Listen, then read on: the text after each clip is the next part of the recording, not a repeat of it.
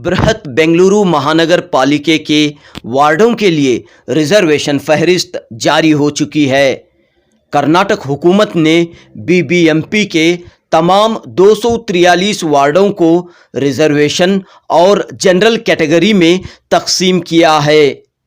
इस फहरिस्त के मंजर आम पर आने के बाद कांग्रेस के हलके में तशवीश और मुखालिफत की गूंज सुनाई दे रही है।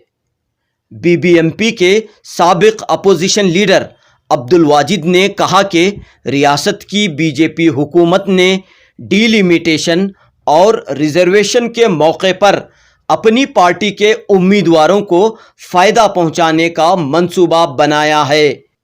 अब्दुल वाजिद ने कहा कि ख़ास तौर पर मुस्लिम अक्सरियती इलाकों में रिजर्वेशन को कुछ इस तरह नाफिज कर दिया गया है कि मुस्लिम उम्मीदवारों के लिए कामयाब हो पाना मुश्किल नज़र आ रहा है। अब्दुल वाजिद, रिजवान नवाब, AR जाकिर, इस तरह कांग्रेस के कई कारपोरेटरों के वार्डों को रिजर्व कैटेगरी में लाया गया है। यानी इस मर्तबा कांग्रेस के कई कारपोरेटर अपने वार्डों से इलेक्शन लड़ नहीं सकते। साबिक कारपोरेटर AR जाकिर ने कहा कि इस पूरे मामले में अक़लियतों बिलखुसूस मुसलमानों के साथ बड़ी नाइंसाफ़ी हुई है।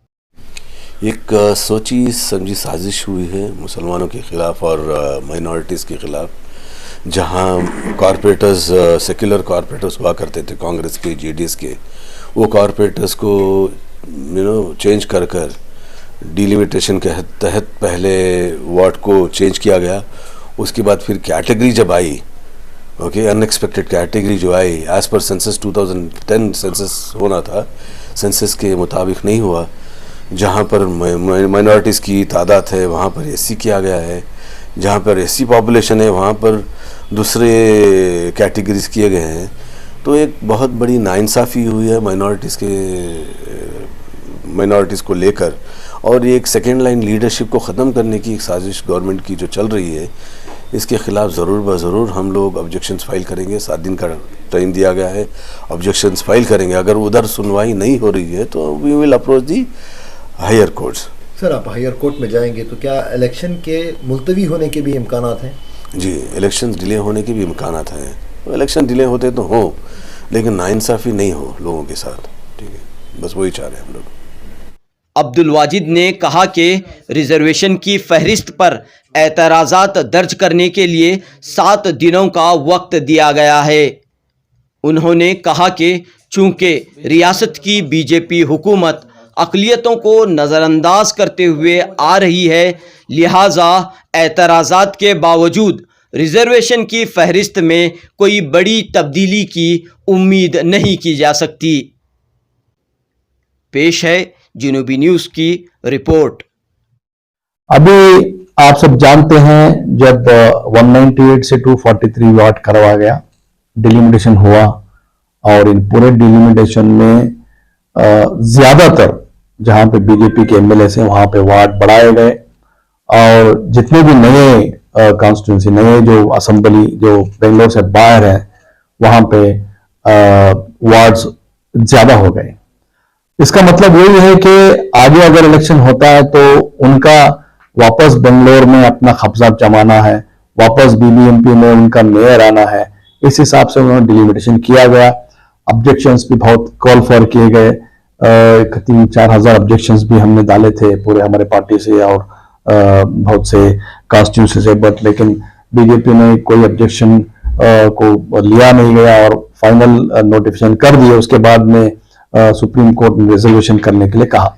अभी हाल ही में कल जो निकला है 243 रिजर्वेशन, उसमें मैं समझता हूं बहुत ही खासकर हमारे कौम के लोगों को रिप्रेजेंटेशन नहीं दिया गया है। जैसे कि अभी पुलकेशी नगर है जहां पे मुसलमान नहीं खड़ सकता, जहां पे मुसलमान की तादाद ज्यादा है, BCM B करवाया गया है, और हमारे रिजवान नवाब साहब की भी कॉन्स्टिट्यूंसी में लेडी करवाया गया है, हमारे भी वार्ड में लेडी हुआ है, और बहुत से वार्डों में जहां पे हमारा तबका ज्यादा है वहां पे लेडी कर दिया गया है। वो अच्छी तरह जानते हैं कि हमारी माइनॉरिटी की जो तादाद नहीं बढ़नी है और जब लेडी भी हमारे, आप जानते हैं कि हमारे माँ बहन ज्यादा खुलकर नहीं आएंगे, इलेक्शन नहीं करेंगे, इस वजह से इन्होंने सोचकर आरएसएस की ऑफिस में ये रिजर्वेशन करवाया गया है। और बहुत से कॉन्स्टिट्यूंसी में जहां पर हमारे लोग हैं, जैसे कि चामराजपेट रहा या शिवाजीनगर रहा, वहां पे ज्यादा से ज्यादा लेडीज करवाए गए हैं। 6 चामराजपेट के 6 वार्डों में शायद मैं समझता हूँ 4 या 5 लेडीज करवाए हैं। गांधीनगर में 7 लेडीज करवाए हैं। शिवाजीनगर में रिजवान भाई के कॉन्स्टिट्यूंसी में भी शायद में 6 में 4 लेडीज हो गए हैं। मतलब इतना है, साफ इनका ये इरादा है कि बीबीएमपी में ज्यादा से ज्यादा तादाद हमारे कौम की ना आए, और आरएसएस का एजेंडा जो है कि बीजेपी को वापस बीबीएमपी में लाया जाए, इख्तिदार में लाया जाए, इस हिसाब से इन्होंने वोट किए गए हैं और रिजर्वेशन फाइनल नहीं हुआ है। अभी 7 दिन का इसका ऑब्जेक्शन है, 7 दिन के बाद फाइनल होगा। मैं समझता हूं जो है शायद 5 या 10% का वेरिएशन के साथ साथ फाइनल रिजर्वेशन लिस्ट हो जाएगी। देखिए 50% रिजर्वेशन लेडीज को देना ही है, ये तो कानून है, और पूरे रिजर्वेशन अलग से SC ST और OBC की रिजर्वेशन भी 50% मैक्सिमम है। अभी जहां तक मैं समझता हूं यहाँ पर 240/3 में 130 वार्ड जनरल बनाए गए हैं, और बाकी के 113 वार्ड में SC ST और OBC को इन्होंने एक रिजर्वेशन दिया गया है, जहां मैं समझता हूं 50% से कम है, और जनरल को 50 से थोड़ा ज्यादा कर दिए गए हैं। और 50% जो रिजर्वेशन लेडीज का है, तो मैं समझता हूं हर कॉन्स्टिट्यूंसी में अगर 8 वार्ड रहेंगे तो 4 वार्ड तो लेडीज बनने हैं। लेकिन यहाँ पे लगता है कि इनको और इनके हिसाब से, जैसे कि अभी 14 वार्ड जो जहां कोई असेंबली में 14 वार्ड है, कोई असेंबली में 15-16 वार्ड है, वहां पे अगर 8 लेडीज को और 8 जेंट्स को देनी थी, लेकिन इन्होंने ज्यादा से ज्यादा जहां पे कांग्रेस के MLAs हैं वहां पे लेडीज कर दिया, और उनके MLAs के जो फॉलोअर्स हैं उनको प्लीज करने के लिए शायद मैं समझता हूं जेंट्स ज्यादा वार्ड्स वहां पे बनाए गए हैं। तो आपके पार्टी का क्या स्टैंड रहेगा इस पूरे मामले में? देखेंगे, अभी 7 दिन का ऑब्जेक्शन का टाइम है। पार्टी ने अभी कुछ इसके बारे में सोचा नहीं है, कल या परसों उसके बारे में सोचेंगे। जो पार्टी सोचेगा उसका हम साथ में रहेंगे इंशाल्लाह। इनके ऑब्जेक्शन आपकी जानिब से भी फाइल हो जाएंगे, होंगे? होना ही चाहिए। अभी जैसे कि पुलकेश नगर वार्ड में आपने BCM B वुमेन कर दिया गया, जहां पे हमारी तादाद ज्यादा है, पुलकेश नगर में तादाद हमारे कौम की ज्यादा है। आप एटलीस्ट BCM ये लेडी भी करते तो शायद सही होता। BCM B जिसमें कोई बैकवर्ड क्लास का लोग खड़ नहीं सकते। It is a major community with non IT persons only can contest.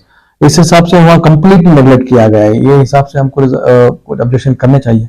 आपके वार्ड की क्या सोचते हैं? हमारे वार्ड में भी लेडी किया गया है, देखेंगे इंशाल्लाह अगर हो सके तो खड़ाएंगे। इस मर्तबा अब्दुल वाजिद साहब कंटेस्ट नहीं करेंगे? नहीं कर अभी जो रिजर्वेशन के हिसाब से करना मुश्किल है, आगे देखेंगे। अभी 7 दिन में कुछ बदलाव आ गया, वरना अगर बाजू में कोई जनरल वार्ड है तो वहां पे कंटेस्ट करने की कोशिश करेंगे। तो आपके वार्ड पर कौन कंटेस्ट करेगा लेडीज में? अभी इससे पहले भी हमारे घर में my wife was a corporator, so हमारा ऑप्शन ओपन है कि आइदर मी और माय वाइफ, कोई भी कर सकते हैं, नॉट एन इशू इंशाल्लाह। तो हिब्बाल का क्या है सर सिचुएशन? हिब्बाल कॉन्स्टिट्यूंसी में भी थोड़ी बदलाव ने लाई गई है। जहां पे पुराने मैं था, मेरा वार्ड लेडी करे, मेरा आनंद कुमार थे, उसकी भी BCM में लेडी कर दिया गया है। और जो डिप्टी मेयर आनंद जो कांग्रेस में ज्वाइन किया, उसको भी वहां पे BCM में लेडी कर दिया है। तो ये तीनों को भी ना कंटेस्ट करे, इस हिसाब से इन्होंने किया है। फिर भी हिब्बाल के जो 8 वार्ड में मैं समझता हूँ ओवरऑल जो हिब्बाल की पब्लिक है, अवाम है, वो कांग्रेस के साथ है। इंशाल्लाह अगर हम बाजू के वार्ड में भी खड़े हैं या आनंद बाजू के वार्ड में भी खड़े, शायद जीत कर आएंगे। कोशिश यही रहेगी कि ज्यादा से ज्यादा तादाद में हम चुन के आए। यानी कि ये रिजर्वेशन आपकी पार्टी कांग्रेस पार्टी को फेवर नहीं कर रहा, आपका कहना है?